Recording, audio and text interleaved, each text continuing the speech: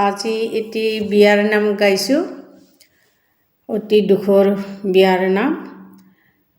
অতি কষ্ট কৰি মা জন্ম দিলে, ঐ ৰাম কত না যন্ত্ৰণা কৰিয়ে।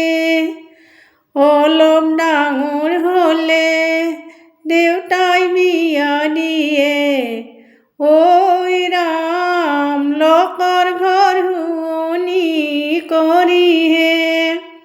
লোকৰে ঘৰতে এমুঠি খাবা গৈ, ঐ ৰাম লোকৰে গৃহণী হবাহে।